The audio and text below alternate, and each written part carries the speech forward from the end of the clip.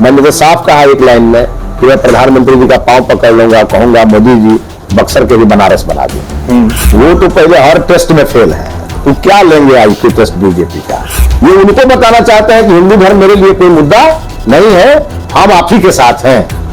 और ये vote bank की राजनीति के लिए ये 85% लोगों को नाराज करके 15% वोट बैंक किसी तरह इनका बचा रहे, उसके लिए ही काम में लगे हुए। बक्सर का ही हूं, बक्सर का ही रहूंगा, और 4 जून को बक्सर रिजल्ट देके दिखाएगा कि बक्सर किसके साथ खड़ा है। और उनका लालू जी के दोनों पुत्रों ने हमेशा उनका अपमान किया है, लेकिन अपने बेटे को आगे बढ़ाने के लिए वो हर घूंट पी करके और बेटा हमारा कुछ बन जाए उसके लिए लगे हुए हैं। तो आप तो केंद्रीय विद्यालय की बात कर रहे हैं, मैं तो ये चाहता हूं कि जहां प्रभु श्री राम ने शिक्षा लिया, बिल्कुल वहां दुनिया आके शिक्षा ले। हम उस पर कुछ काम कर रहे हैं, अभी से मेरा काम शुरू है, और मैं बक्सर को उस लेवल पर ले जाऊंगा कि कोई अगले 10-20 साल में कोई कहेगा कि बक्सर अब बनारस के बराबर खड़ा हो गया। देखिए, चैत माह का नवरात्र चल रहा है, आज दूसरा पूजा का दिन है, लेकिन इस बीच एक विवाद खड़ा हो गया है। बिहार की राजनीति में लालू प्रसाद यादव के जो बेटे हैं तेजस्वी प्रसाद यादव मछली खा रहे थे, और उसका वीडियो उन्होंने ट्विटर पर यानी एक्स पर साझा कर दिया, जिसके बाद बीजेपी ये सवाल उठा रही है कि भाई अगर आपको खाना है तो खाइए, लेकिन एक धर्म विशेष की आस्था को आप आहत क्यों कर रहे हैं। अब इस पर तेजस्वी यादव ने आज प्रतिक्रिया दी। औरंगाबाद जा रहे थे, उन्होंने कहा कि हम भाजपाइयों का आईक्यू टेस्ट ले रहे थे। भाजपाइयों का आईक्यू क्या होता है? मिथिलेश तिवारी हमारे साथ मौजूद है, बक्सर से प्रत्याशी है, बीजेपी की कैंपेनिंग चल रहा है। सर, भाजपा का आईक्यू टेस्ट तेजस्वी ले रहे हैं नवरात्रा में वो तो पहले हर टेस्ट में फेल है, तो क्या लेंगे आईक्यू टेस्ट बीजेपी का।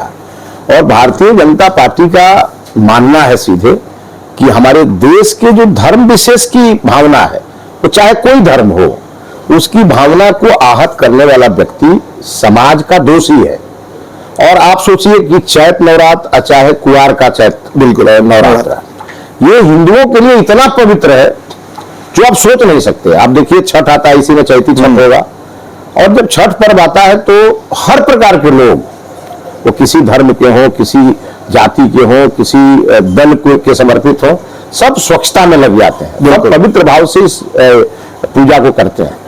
अब चैत नवरात्रा में मैं तो स्तब्ध हूं देख करके कि चैत नवरात्रा में लोग मछली खा रहे हैं। इसके पहले भी लालू जी का जो व्याख्यान आया था आपको ध्यान में होगा, और ये इस बात का प्रतीक है कि ये एक धर्म विशेष को मैसेज देना चाहते हैं। ये उनको बताना चाहते हैं कि हिंदू धर्म मेरे लिए कोई मुद्दा नहीं है, हम आप ही के साथ हैं। और ये वोट बैंक की राजनीति के लिए ये 85% लोगों को नाराज करके 15% वोट बैंक किसी तरह इनका बचा रहे, उसके लिए ही काम में लगे हुए हैं।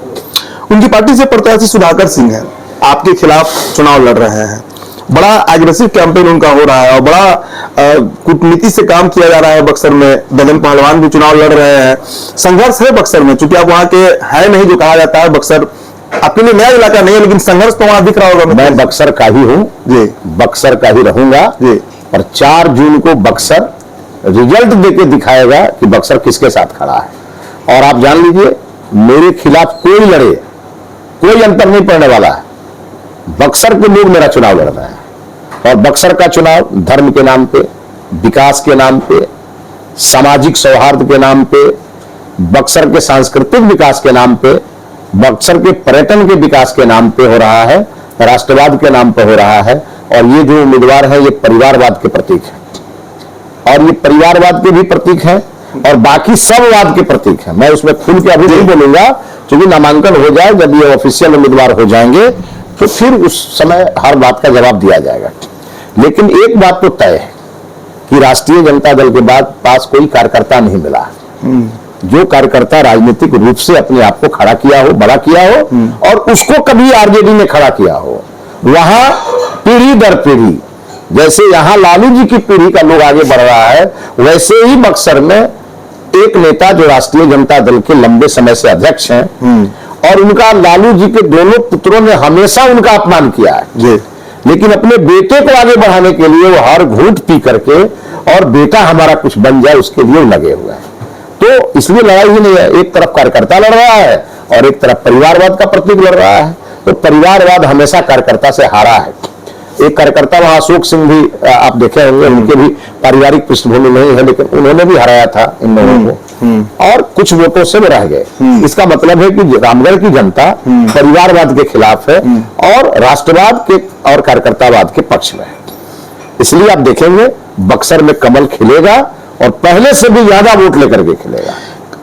सवाल यह है कि कमल वहां पर सबसे ज्यादा खिला है, लालमणि चौबे जी हों, अश्विनी चौबे जी हों, अब मिथिलेश तिवारी हैं और ब्राह्मण ही वहां से जीतते आया है। चूंकि मैं बक्सर का हूं, एक ऐसा सवाल है, देखिए वहां का केंद्रीय विद्यालय का अगर आप हाल देखिए मिथिलेश जी, 30 बच्चों के बैठने का कमरा है, उसमें 7-7 बच्चे बैठ रहे हैं। मुझे लगता है कि मेरा जिला बक्सर इकलौता, एक पत्रकार होने के नाते नहीं, एक बक्सरवासी होने के नाते यह सवाल है। आज केंद्रीय विद्यालय का वहां पे वही स्थिति है, कॉलेजेस का वही है और बगल में बनारस है। आप बनारस देख लीजिए क्या से क्या हो गया। क्या मिथिलेश तिवारी इस बात को श्योर करेंगे कि अगले 5 सालों में कम से कम केंद्रीय विद्यालय का जिम्मेदार हो जाए वहां पर? उदित जी, आप बक्सर के हैं इसलिए वहां की चीजों को समझते हैं। किसने क्या नहीं किया उसको लेकर के मुझे उस पर कोई विचार देने की जरूरत नहीं है। जो हुआ है वहां के लोगों के सामने है, जो नहीं हुआ है वो मेरे सामने है। और मैं फर्स्ट डे से कह रहा हूं विकास विकास विकास, और ये मेरे जेहन में ही है, हमारे काम करने के तरीके में है। ये जो योजना किसी असेंबली में नहीं आती थी वो मैंने अपने असेंबली में लाकर दिखाया जहां का मैं विधायक जी। और अब मैं जब बक्सर पहुंचा हूं और अब मैं बक्सर का हो गया हूं, तो आप तो केंद्रीय विद्यालय की बात कर रहे हैं, मैं तो ये चाहता हूं कि जहां प्रभु श्री राम ने शिक्षा लिया, बिल्कुल वहां दुनिया आके शिक्षा ले। हम उस पर कुछ काम कर रहे हैं, अभी से मेरा काम शुरू है। और मैं आपको सीधा गारंटी की तरह कर रहा हूं, जैसे मोदी जी की गारंटी है वैसे उस गारंटी को पूरा करने की गारंटी मिथिलेश की भी है। और मैं बक्सर को उस लेवल पर ले जाऊंगा कि कोई अगले 10-20 साल में कोई कहेगा कि बक्सर अब बनारस के बराबर खड़ा हो गया है। इस बात को श्योर कर, बिल्कुल 100%। अहिरौली विवाह तीर्थ स्थल है, भगवान वामन का जन्म स्थल है, बड़ा खराब स्थिति है मिथिलेश। अगर जाइएगा तो आपको लगेगा नहीं कि ये सब तीर्थ में हम आए हैं, एकदम फटेहाल स्थिति में। अब कारण जो रहा हो, हम पास्ट पे हम नहीं जाएंगे।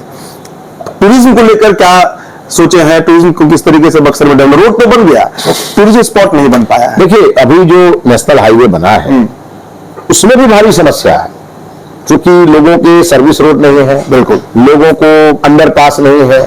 मैं कई गांव में गया, मैंने दल सागर में लोगों से मिला, देकुली में मिला, सब लोगों की डिमांड है। और मैंने उसी समय नेशनल हाईवे और रोड ट्रांसपोर्ट डिपार्टमेंट के मैंने ज्वाइंट सेक्रेटरी से बात किया, बिहार कैडर के आईएएस हैं जो इसको देख रहे हैं, विनय कुमार जी, और मैंने बात किया। और ये सब चीजें आप देखेंगे आने वाले दिनों में धरातल पर दिखाई देंगी। और बक्सर गोलंबर अब बराबर जाम रहता है, 9 बजे के बाद निकलना मुश्किल। बिल्कुल, उसके लिए मैंने डीएम एसपी के साथ भी मीटिंग किया है। उसका उपाय क्या हो सकता है, और उसका अगर उपाय नहीं हुआ तो ये सड़क बनाने का कोई फायदा नहीं होगा। बक्सर के लोगों को अगर जाम से मुक्ति नहीं मिलेगी तो फिर वो चौड़ी रोड बनाने का मतलब नहीं है। तो आप देखेंगे आने वाले दिनों में मैं जब संसद में जाऊंगा तो मैं प्रतिदिन, एक दिन संसद चलेगा तो बक्सर की बात होगी और ये मैं करके दिखाऊंगा। और मुझे प्रधानमंत्री जी पे बहुत भरोसा है। मैंने तो साफ कहा एक लाइन में कि मैं प्रधानमंत्री जी का पांव पकड़ लूंगा, कहूंगा मोदी जी बक्सर के भी बनारस बना दी। अंतिम सवाल है, मोदी जी का हवा खराब हो रहा है क्या बिहार में? मोदी जी की हवा, मोदी जी के कारण औरों की हवा खराब नहीं, ये बड़ा लोगों में भी चर्चा का विषय है, इसी बात नहीं है। मोदी जी जैसे ही बिहार आते हैं महागठबंधन की हवा खराब हो जाती है। और इसलिए आप देखेंगे चुनाव आते आते आप अंतिम समय देखेंगे 40 की 40 सीटें एनडीए की झोली में आएगी। क्योंकि कारण है उसका, बाकी लोगों के चुनाव कुछ जाति के लोग लड़ रहे हैं, अब मोदी जी का चुनाव सब जमात मिलकर लड़ रहा है। हर जात का लोग मोदी जी को वोट दे रहा है। मैंने बक्सर में देखा अकलियत के हमारे भाई हमारे साथ जुड़ रहे हैं, प्रेम से जुड़ रहे हैं, उनकी आंखों में मैं विश्वास देखता हूं मोदी जी के प्रति। हमारे यदुवंशी भाई वो मिलते हैं वो विश्वास के साथ, बाकी तो हमारे साथ राजपूत समाज है, सुधाकर सिंह। हाँ बिल्कुल, अरे रघुकुल रीत सदा चली आई, प्राण जाई पर है, चूंकि राजपूत छोड़ दीजिए ना, मैं तो सीधा बात बोलता हूँ, रघुकुल रीत सदा चली आई, प्राण जाई पर वचन न जाई। प्रभु श्री राम का मंदिर बना है साहब, और मोदी जी ने बनाया है, 400 साल के तपस्या के बाद बना है। देश का एक एक क्षत्रिय समाज आज उसको लेकर के आह्लादित है। और मैं जानता हूं क्षत्रिय समाज को, क्षत्रिय समाज उनके मन मुताबिक कोई भी काम होता है तो वो उसके लिए किसी हद तक जाते हैं। और आप देख लीजिए, जो पार्टी प्रभु श्री राम के मंदिर के उद्घाटन में नहीं गई हो, उसको कोई समाज स्वीकार करने वाला नहीं है। वो चाहे चेहरा बदल के लालू जी किसी सुधाकर सिंह के रूप में आ जाए, या चेहरा बदल करके लालू जी किसी और के नाम पे आ जाए, चेहरा लालू जी का ही है। और ये सब मानते हैं कि ये वही लोग हैं जो नवरात्रा में मछली खाते हैं और ट्वीट करके दुनिया को बताते हैं कि ये सनातन धर्म पर इनका प्रहार है। इसलिए सनातन स्वतः इस काम को करेगा। जो सनातन का विरोधी होगा, जो विकास का विरोधी होगा, जो राष्ट्रवाद का विरोधी होगा, उसका इस चुनाव में अता पता नहीं चलेगा और वो पूरी तरह धूल धूसरित होगा। बिल्कुल। देखिए मिथिलेश तिवारी हैं। उदित जी, एक बात मैं और कहना चाहूंगा। बिल्कुल बिल्कुल। ये जो लोग भी हैं, जो लोग आज कई बार मैं देखता हूं ये आरजेडी के लोग अपने सोशल मीडिया पर बाहरी भीतरी का खबर चलाते रहते हैं, मैं उनको कहूंगा कि मैं तो गोपालगंज का रहने वाला हूं, लेकिन मैंने 35 वर्ष जितना काम गोपालगंज में किया उतना बक्सर में भी किया। 2005 में जब हमारी सरकार बनी थी तो 1.5 साल के अंदर ही मैंने पंडित दीनदयाल उपाध्याय खेल सम्मान समारोह का आयोजन मैंने बक्सर के किला मैदान में करवाया था और उसमें मैंने एक बड़ी राशि वहां के लोकल खिलाड़ियों के बीच मैंने बांटा था। उस समय मुझे तो बक्सर लड़ने की कोई बेचैनी नहीं थी, मन में भी नहीं था। मैंने उसको योजना गोपालगंज से शुरू करके मैं बक्सर लेके आया था। मेरे मन में था बिहार भर के खिलाड़ियों को मैं एक मंच दूं जो बिहार भर के खिलाड़ी आगे बढ़े। तो आपने देखा होगा उसी को लेकर के मैं क्रिकेट की भी लड़ाई लालू जी से लड़ा, बाद में जीता भी और आज क्रिकेट संघ को बिहार की मान्यता भी है। हमारे गोपालगंज के ही राकेश तिवारी उसके अध्यक्ष हैं। बिल्कुल। उसके अलावा एक और बात मैं आपको बताना चाहूंगा, मैं जितना लालू जी को जानता हूं, क्योंकि वो मेरे जिले के रहने वाले हैं, उतना कोई नहीं जानता है। बिल्कुल। और जब आरजेडी के लोग इस बात पर जब प्रश्न उठाते हैं कि मिथिलेश तिवारी गोपालगंज से बक्सर आ गए, तो मैं उनसे पूछना चाहता हूं, ये जो चुनाव चिन्ह लेके आप घूम रहे हैं ये कहां से आया है?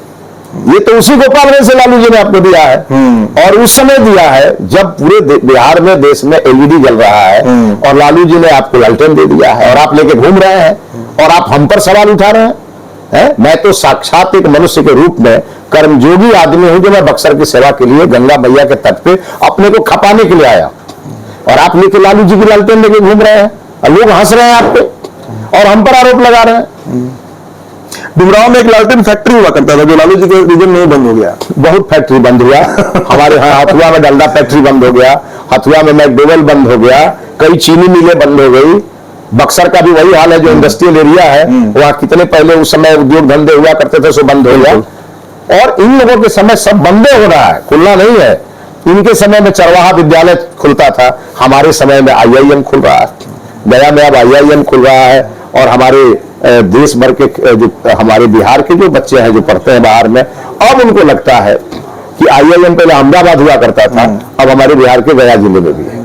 तो ये अंतर है। और आप जान लीजिए मोदी जी ने मुझे ऐसे ही नहीं भेजा है बक्सर, संकल्प के साथ भेजा है और मैं मोदी जी के हर संकल्प को पूरा करूंगा और बक्सर के लोगों को गौरव करने का अनुभव मैं दूंगा। मैं उस सोच के तहत पहुंचा हूं। मैं कोई मेवा खाने के लिए बक्सर नहीं गया हूं। मैंने जो जीवन में 35 साल में जो संगठन में सीखा या विधायक के रूप में सदन में सीखा, उसको पूरे जमीन पर मैं बक्सर में जाके और उसको उतारूंगा।